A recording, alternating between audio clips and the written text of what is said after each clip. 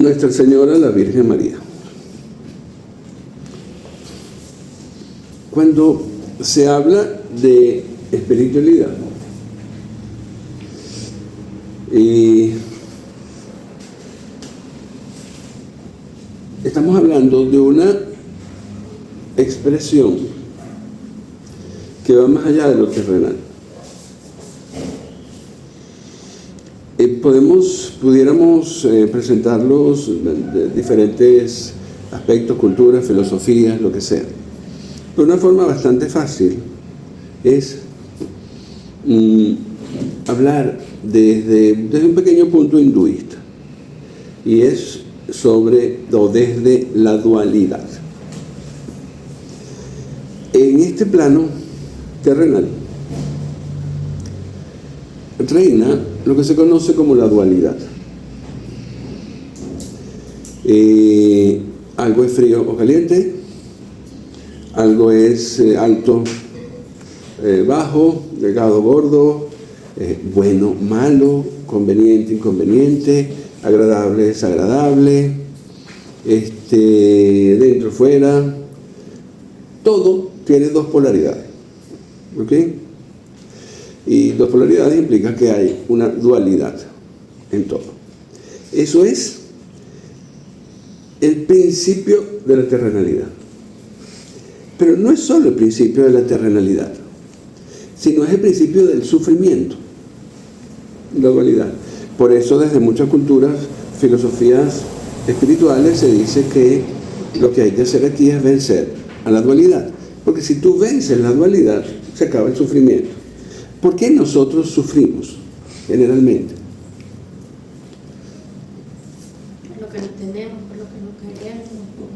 Porque a lo mejor no tenemos algo que queremos tener. Nos sucede algo que no queríamos que nos sucediera. O tenemos algo que no quisiéramos.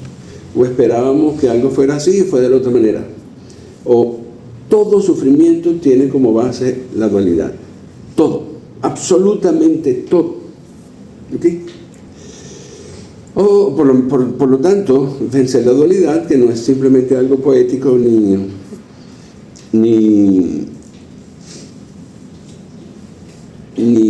una filosofía que se repite y se tiene, es principal, es básico. Y cualquier espiritualidad verdadera, escúchese bien, cualquier espiritualidad verdadera, porque hay muchas que no lo son, muchas ventas de espiritualidad que no lo son, tiene que trabajar hacia vencer la dualidad. Por lo tanto, un inciso, cuando se te vende una espiritualidad donde todavía se destaca tener lo bueno, ser feliz, aprovechar cosas, me está basando en que si tú tienes que ser feliz es porque hay cosas que no dan felicidad. Es que si tú tienes que tener cosas es porque es malo no tenerlas. Entonces, esas son las falsas espiritualidades. ¿Okay? Que hay que hacer una lucha, sí, pero la lucha espiritual termina siendo un no depender. Vencer la dualidad es imposible, porque mientras estemos aquí, la terrenalidad presenta dualidad. Por lo tanto, lo que hay no es que vencerla, se dice vencerla, pero es un vencerla interiormente. ¿Okay? Lo que hay es que no depender de la terrenalidad. Que si te va bien, chévere. Y si te va mal, pues malo. Pero eso no cambia tu interior. ¿Okay? Tanta dominación tenemos nosotros de la dualidad, en otras palabras, tan terrenales somos. ¿Okay? La dualidad nos domina tanto que nuestros sentimientos dependen de lo que me sucede. Si me pasan cosas buenas, estoy contento. Si me pasan cosas malas, estoy triste. Esa es la esclavitud más grande que hay. Tú no eres dueño ni de cómo te sientes. Tú no eres dueño ni de sentirte bien o mal. Siempre lo que sucede en lo terrenal te condiciona. La gente habla de libertad. Ni siquiera saben lo que es libertad. ¿Okay? Libertad de no depender, que tu interior, ni siquiera lo que tú sientas, que lo que tú haces, que lo que tú buscas, que lo que tú persigas, no depende de lo que te sucede. ¿Ok? Esa es un poco la parte humana de vencer a la dualidad. ¿Quién enseña a vencer a la dualidad? Todas las conductas que se basan en conductas espirituales. ¿Ok? Toda espiritualidad que corresponde, recuérdense que lo he dicho 1.000.000 de veces, cómo ves la vida, cómo te comportas y cómo reaccionas ante lo que te sucede. Toda espiritualidad tiene que alterar, modificar, presentar esos 3 aspectos para que tú lo adoptes. Cuando tú amplías tu forma de ver la vida, cuando tú modificas tus conductas y obviamente cuando modificas lo que te sucede, tú empiezas a vencer a la dualidad. ¿Por qué? Porque deja de afectarte poco a poco. No quiere decir que no te duela, porque una persona espiritual no es insensible. ¿Okay? Quiere decir que no afecta cómo tú sigues viviendo, cómo tú recorres tu camino, cómo tú sigues buscando lo que tú quieres en esta vida. ¿Ok? Eso es vencer a Maya. Pero hay la contraposición entre cielo y tierra. Jesucristo dijo una vez, Él se desmarcó como regente de esta tierra, de esta terrenalidad, de la dualidad. Su reino está en el cielo. La alusión del cielo, a diferencia de lo terrenal, básicamente es Dios. Y Dios tiene una característica, que Dios es omnisciente, omnipotente y omnipresente. Dios está en todo. Cuando se mastica un poco la idea de la omnipresencia de Dios, se empieza a entender no solo que el cielo es azul, que las plantas son verdes, sino se entiende más a profundidad que Dios está en todo, y todo implica que no hay dualidad. Dios está en lo que uno terrenalmente considera malo y en lo que uno terrenalmente considera bueno, en lo que uno considera terrenalmente conveniente y lo que uno terrenalmente considera inconveniente. Si Dios no fuera todo, yo pudiera decir que Dios solo está en lo bueno y no está en lo malo. Filosofía muy triste, una forma de pensar muy triste de mucha gente. ¿Ok? Pedirle a Dios que te quite lo malo para darte lo bueno. ¿Qué me estás diciendo? Que Dios no está en lo malo. Si una persona vive en dualidad y vive dominada por la dualidad, obviamente cuando ella se trae a Dios, trata de dualizarlo. Dios está en lo bueno, pero no en lo malo. ¿Ok? Eso es ser más terrenal que la suela de los zapatos. ¿Okay?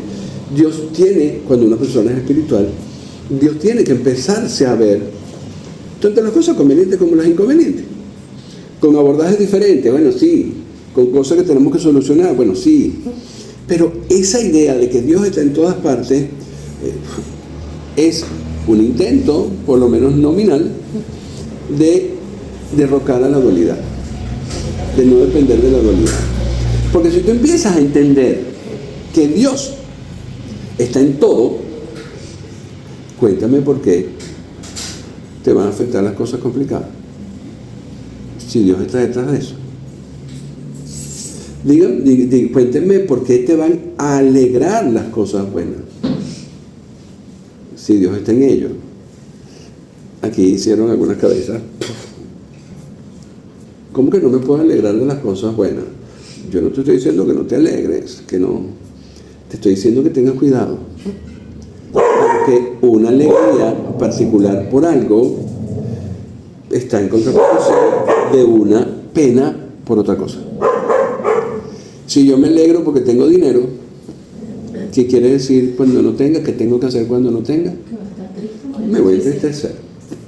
O sea que la alegría sin freno, o la búsqueda o el disfrute de la alegría como una bendición, quiere decir que en lo contrario hay maldición. Y no es muy espiritual hacer fiestas cuando te pasan cosas buenas, disfrutarlas, sí, celebrarlo, sí, pero con cuidadito. ¿Ok? Entonces, tenemos esas dos divisiones, lo terrenal, que es dual, y lo espiritual, que es el uno, que es Dios. Por eso a Dios se le dice uno. Esa frase yo siempre digo echando bromas. Por eso a Dios se le dice uno. ¿Por qué se le dice uno? Porque a Dios se le dice el uno. Ah, pero háganlo más jocoso. ¿Por qué a Dios se le dice el uno? No. Porque no admite dos. Porque no es dos. Por eso a Dios se le dice uno. ¿Ok? Entonces, está el uno y está la dualidad. ¿Qué pasa cuando se cumple el misterio de Dios hecho hombre y Dios decide venir a este plano terrenal? ¿Ok? ¿Para qué? Para enseñarle. Dios decide hacerse hombre como género humano, no hombre como sexo. Dios decide hacerse hombre para enseñarle a hombres. ¿Sí? Ese es lo básico del misterio de Dios hecho hombre. Dios sabe que desde allá arriba no va a poder enseñarle a nadie porque la gente no lo oye, no lo entiende, lo tergiversa, se imagina cosas. O sea, eso que Dios me dijo, es mentira. ¿Ok? Puede estar teniendo mucha subjetividad. Entonces Dios dice, no, yo voy a dejarme de subjetividad, yo voy a dejarme de que me estén tratando de entender, comprender o lo que sea, o incluso de escuchar, y yo me decido a ser hombre. Yo me decido bajar acá. Esa es parte del misterio del Dios hecho hombre. ¿Quiénes de ustedes conocen al misterio más reciente de hace unos cuantos, más de 1000 años, más de 1500 años, más de 1929 años, del misterio de Dios hecho hombre? Jesucristo. Ok, Jesucristo. Y después, más para allá, Krishna. Porque este misterio de Dios hecho hombre no es un proceso católico. Es un proceso que nace mucho más allá del hinduismo y se define como los avatares, las presencias de Dios encarnada. Y Jesucristo fue la presencia más reciente, reconocida por muchas personas. Entonces, Dios viene a este plano. Ya voy a entrar con la Virgen María, no se preocupe. Dios viene a este plano. Pero, si Dios viene a este plano, ¿qué problema se encuentra? Que el trabajo todo es igual. Que Él, Él no es dual, Él es el uno. Si se va a manifestar acá, se tiene que dualizar. Porque aquí abajo acabo de decir que absolutamente todo es dual. Y para que Dios venga, tiene que ser parte de esta dualidad. Problema grave. En esta dualidad encarnada de seres humanos, ¿cuál es una dualidad muy franca, muy clara? Hombre, mujer.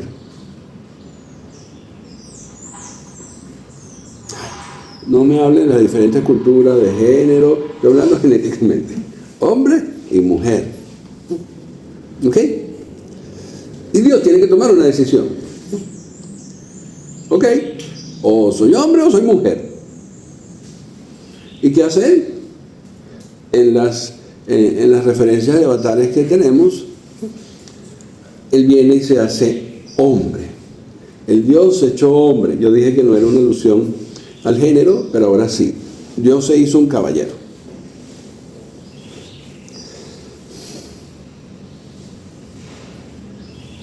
Comenzamos mal. Porque si eso es así, tenemos una dualidad incompleta, o tenemos un Dios incompleto. Perdónenme, estoy diciéndolo metafóricamente. Porque es un hombre que no es un Dios que no es dual, que no es uno. Es un Dios que ahora es la mitad de dos. Me detengo aquí. Eso pudiera ser suficiente. Yo no digo que Jesucristo no haya sido suficiente. Yo no digo que el Señor Cristo no haya sido suficiente. Yo lo que digo es que funcionalmente falta una parte. ¿Sí? Si la enseñanza de Dios, si la enseñanza que está plasmada en cada uno de esos avatares, de Dios hecho hombre, o de lo que ustedes quieran llamar, te tiene que llevar a vencer la dualidad, te tiene que llevar al uno, porque ya dijimos que toda la espiritualidad tiene que hacerte no depender de la dualidad, sino depender de uno, de Dios. ¿Cómo lo va a hacer un ser? No cómo lo va a hacer de hablarlo, cómo se va a cumplir en un ser que es dual. ¿Ok? Algunos pueden decir, bueno, es que esa es la lucha que decía Jesucristo de vencer la dualidad. Sí, está bien. Eso es una lucha interna que Jesucristo llevaba, que él siendo hombre tenía que unir lo terrenal con lo espiritual, cosa que se debería imitar. Él venció la dualidad dentro de él, por eso pudo ser el Dios hecho hombre. Jesucristo no pudo ser solo Dios. A Jesucristo ni ningún avatar se le puede quitar la humanidad. ¿Por qué? Porque eso es lo que él vino a enseñar. Como una persona, porque la dualidad también es espíritu y tierra. Como una persona, siendo terrenal, podía integrar lo espiritual y ser uno. Esa es la manifestación que todos debemos buscar de Dios en nosotros. ¿Ok? Tú no tienes a Dios dentro de tu corazón si tú no logras integrar lo humano con lo divino. Y eso no es ser humano los 6 días de la semana y el 7º día ir para misa. No, es una integración completa. ¿Ok? ¿Cómo lo integran ustedes? Vamos a decirlo fácil. Siendo muy humanos, pero con conductas espirituales. ¿Ok? Eso lo hizo Jesucristo. Él venció su dualidad, su humanidad. Pero a nivel de enseñanza se necesita una vibración. Fíjense que a nivel de enseñanza espiritual, una enseñanza que es pertinente al alma, no a la parte humana. Estamos hablando de vibraciones, estamos hablando de esencias. Y definitivamente Jesucristo, no solo como hombre biológico, sino como alma, era la esencia masculina. ¿Ok? Ese es otro tema de otra meditación. Pero faltaba la integración con algo que se pareciera a la esencia femenina. Dios es hombre o mujer. Dios no es nada de eso. O Dios es los dos juntos. No lo sé. Cuando el hombre y la mujer se juntan, a nivel de esencia álmica, desaparece la división. O sea que Dios no es ninguno de los dos. Ni hombre ni mujer. Pero Jesucristo es hombre. No solo a nivel humano, sino a nivel álmico. ¿Okay? ¿Qué le falta a Jesucristo para que o al avatar para que manifieste su total divinidad? La parte femenina. Hago una pausa. En todas las otras religiones, todas, por eso es que existe la parte femenina. Por eso es que existe la deidad femenina.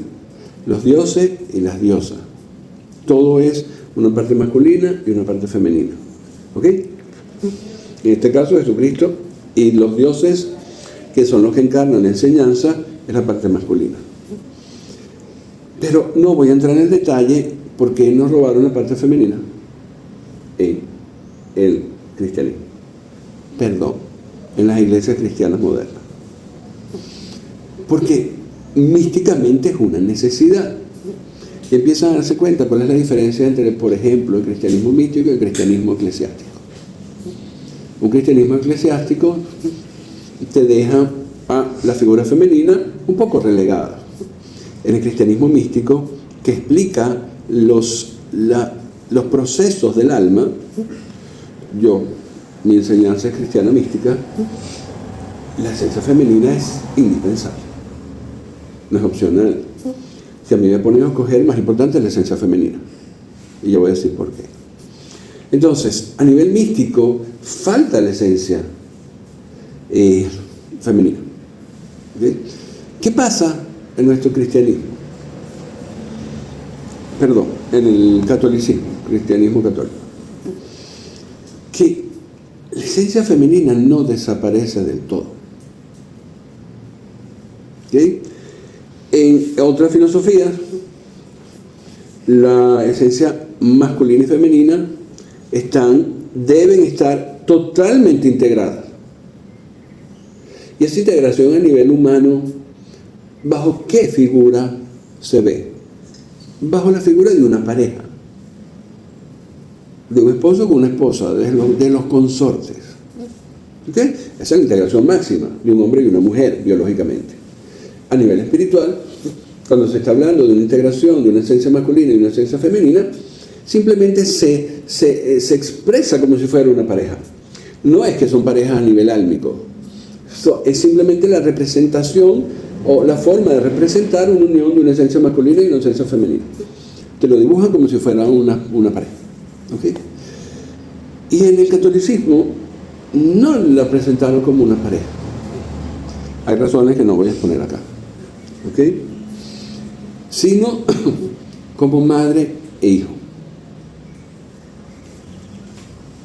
Entonces, la parte femenina queda asignada a la Virgen María.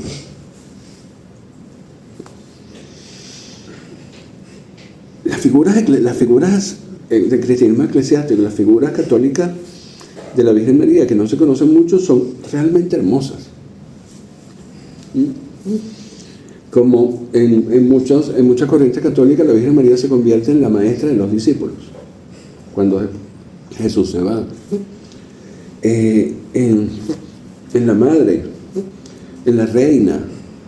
O sea, la parte mística todavía se sigue manteniendo, correcto, pero la traducción humana se queda corta, porque entre un hijo y una madre no hay una integración real. Llega un momento que un hijo y una madre empiezan a tener diferencias. Entre un esposo y una esposa no deberían haber diferencias, pero no importa. Nos quedamos con la Virgen María como la referencia. Entonces, si tomamos nuestro cristianismo con Jesucristo, el Dios hecho hombre, esencia masculina, y la Virgen María como esencia femenina, si unimos las dos enseñanzas de ellos, se forma Dios. Se integra a nivel de vibración, a nivel de enseñanza, a nivel de alma. La enseñanza de Jesucristo y la enseñanza de la Virgen María. Perfecto, la combinación maravillosa. Esto no le gusta a los evangélicos, porque creen que Jesucristo es suficiente. Sí, puede ser suficiente, siempre y cuando tú te comportas como la Virgen María. Si tú te comportas como la Virgen María, tú te unes con Jesucristo y la Virgen María no hace falta. No hace falta, vamos a ser sinceros. Cuando te están tratando de cambiar conductas, que es el fundamento de lo espiritual, migrar parte de tus conductas terrenales a conductas espirituales, ¿qué es lo que tú necesitas? ¿Qué es lo que tú desearías? Vamos a ver. Rafael David, yo te digo, mira, Rafael David, yo cuando voy a hacer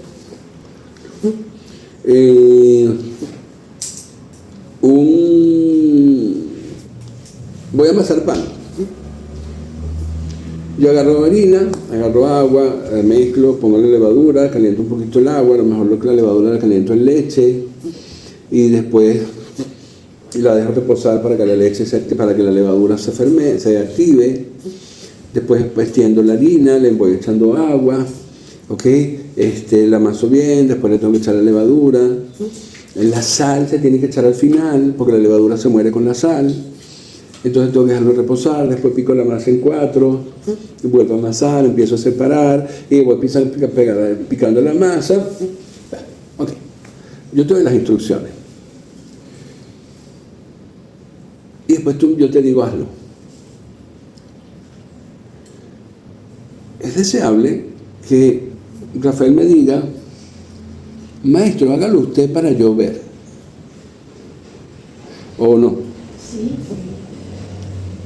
¿No sería chévere que ustedes vieran cómo se hace para que ustedes vuelvan a hacer? Sí.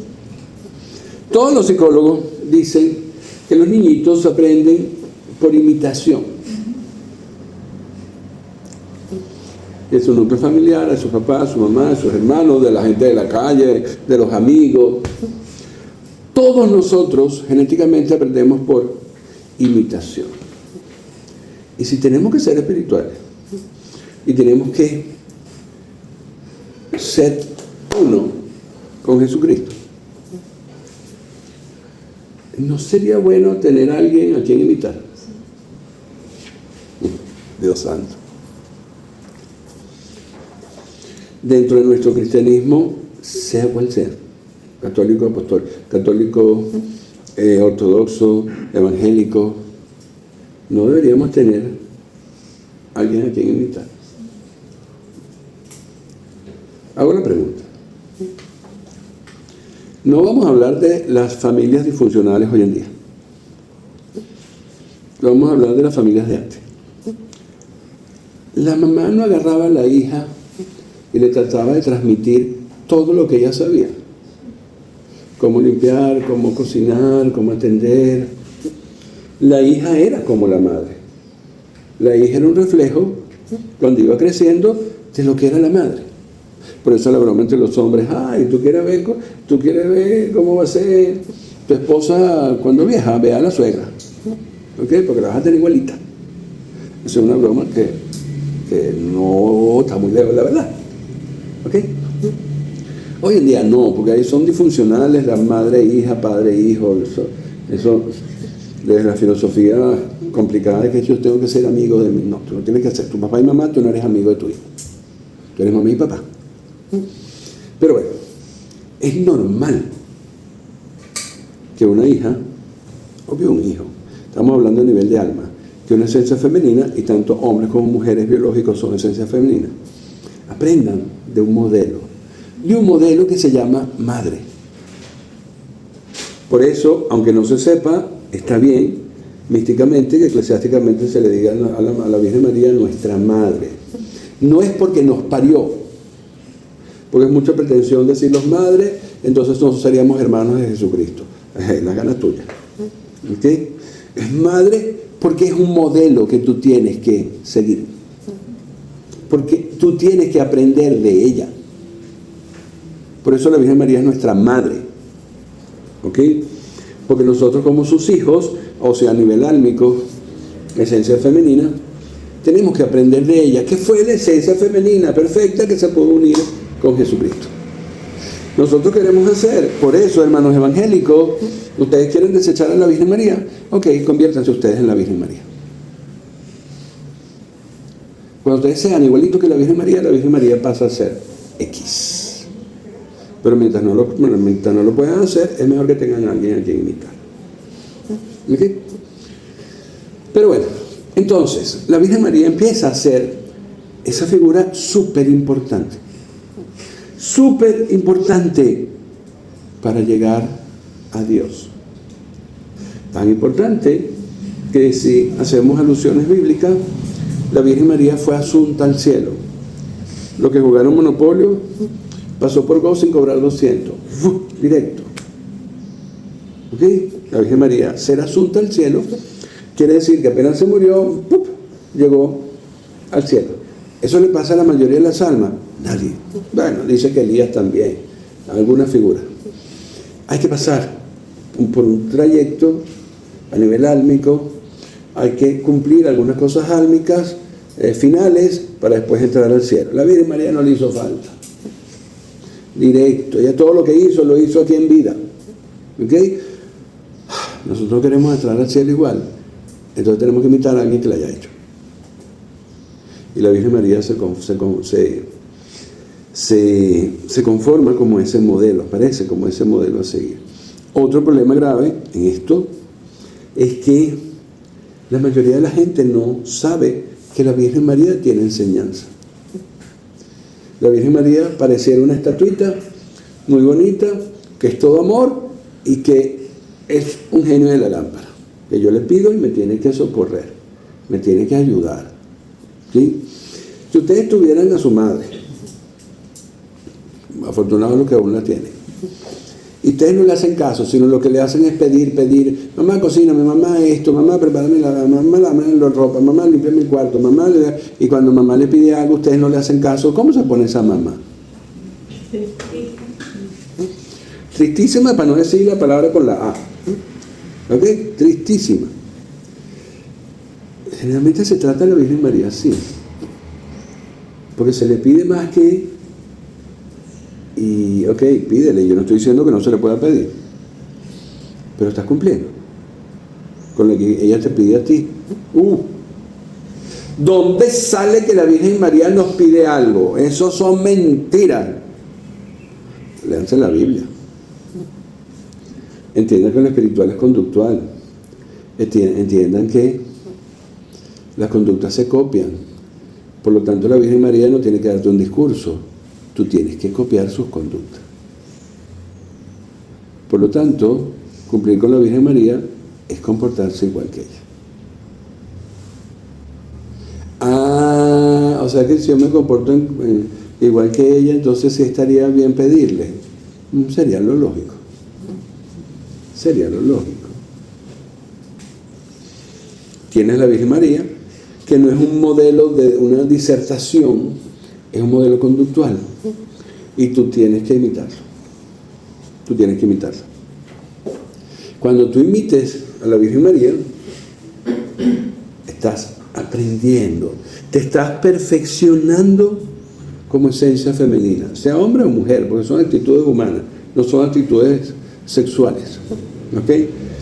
De género, son actitudes humanas. Cuando tú le imitas, te estás comportando en el modelo perfecto para que Jesucristo venga a ti. ¿Cómo vino el mundo? ¿Cómo vino el mundo a Jesucristo? ¿A través de quién? A través de la Virgen María. Eso es figurativo. Si tú quieres que Jesucristo venga a ti, te tienes que comportar como quién. Como la Virgen María. Es hermosamente figurativo, porque si averbamos, Jesucristo pudo haber nacido, ¡pum!, apareció. No, buscó a una mujer, místicamente, buscó a una esencia femenina, con la conducta apropiada, con la actitud de la vida, con la forma de ver la vida apropiada, con la conducta apropiada y con la forma de reaccionar apropiada, para que Jesucristo se encarnara en su vientre y llegara a ti. Si tú quieres que llegue a tu corazón, compórtate tú como la Virgen María. Si tú no te estás comportando como la Virgen María, no te hagas las fantasías locas de que Jesucristo está en mi corazón. El Espíritu Santo sí tuvo que escoger a la mujer, y a ti no te escoge. Tú decides si vienes o no vienes, si está o no en tu corazón. No, las cosas son mucho más formales en lo espiritual también. La Virgen María se conforma entonces como el modelo perfecto a seguir. Seguiremos hablando en su momento de las conductas de la Virgen María que están en la Santa Biblia. Los comportamientos de la Virgen María, si bien aparece muy poco, es mucho más que suficiente, porque una conducta implica muchos cambios a nivel personal. Tenemos que llegar a esas conductas. Pero eso también se extrapola completamente a otra filosofía, como el hinduismo. Incluso el budismo tiene parte de esa esencia femenina necesaria a imitar. En el hinduismo está clarísimo. Existe una deidad masculina y una deidad femenina, que están totalmente integradas. Eso se pone como consortes, ¿ok? Y una persona que quiere llegar a Dios, ¿a quién tiene que imitar? ¿A la deidad masculina o a la deidad femenina? A la femenina, a la diosa. Un ser humano, hombre o mujer, se tiene que comportar según las enseñanzas de la esencia femenina. Ya está. No hay ninguna diferencia entre el cristianismo y cualquier otra religión anterior. Ninguna diferencia. Por lo menos para los seres humanos. ¿Ok? Entonces, cuando se está en un escenario que se quiere hacer crecer su espíritu para que éste flote, su alma flote hacia Dios, la enseñanza que deben seguir es la de esencia femenina. Si están aprendiendo cosas del señor Shiva, tienen que, la forma de operacionalizarlo está en Madre Durga, o en Madre Kali, o en Madre Parvati. Vamos a darle Madre Durga. Del señor Krishna está en Madre Radha. Entonces, eso quiere decir que yo no puedo pretender a Krishna si yo no me convierto en Madre Radha. 20 puntos, 20 sobre 20, lo entendiste por fin. Tú no puedes pretender a Krishna si no te comportas como Madre Radha. Tú no puedes honrar a tu señor Shiva en la representación minúscula de tu maestro si no te comportas como Madre Durga. Tú no puedes pretender al señor Vishnu si no te comportas como Madre Lakshmi. Esas son básicamente las que manejamos. La pobre Mara Saraswati está por ahí también con enseñanzas desperdigadas, culpa mía que no tengo enseñanza concisa de ella, pero también está tenemos enseñanza de ella no etiquetada sobre Madre Saraswati para el señor Brahma. ¿Okay?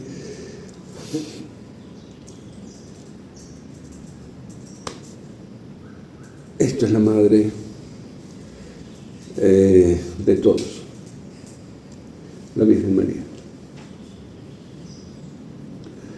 Por eso la enseñanza de las diosas es importante. Me voy a atrever a decir algo, opinión muy personal. Por eso nuestro cristianismo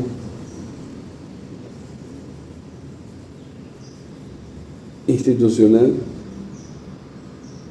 nuestros cristianismos institucionales han tenido tan poco éxito cambiando el mundo, porque no nos han puesto claros los modelos a seguir y tratamos a punta de caídas llegar a Jesucristo.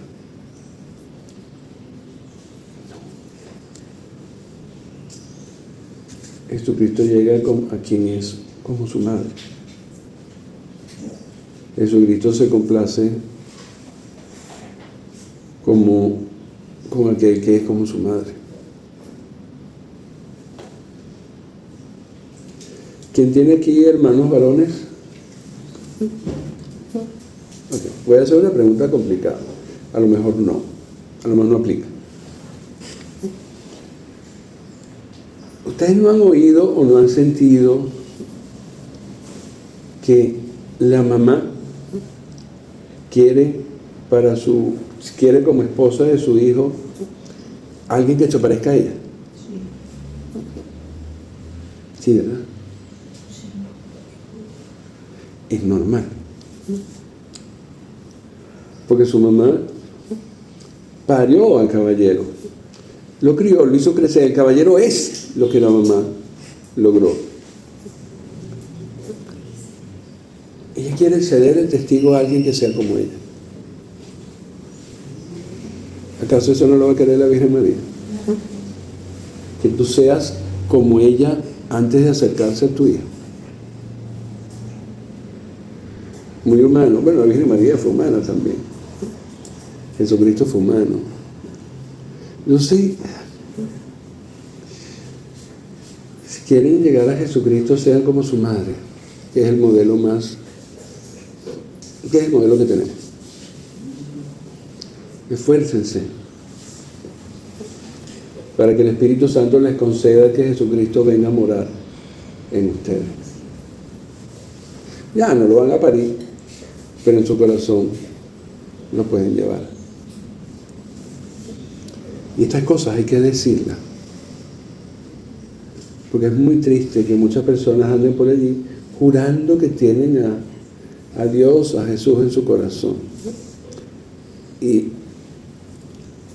están como novias de ese hijo que la mamá no quisiera, que la mamá preferiría que fuera otra.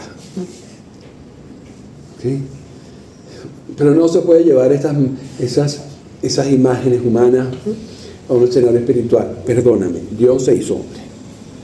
Y si Dios se hizo hombre, todo lo que aplica, el género humano aplica a ese contexto. Inclusive la conducta y las preferencias de una madre.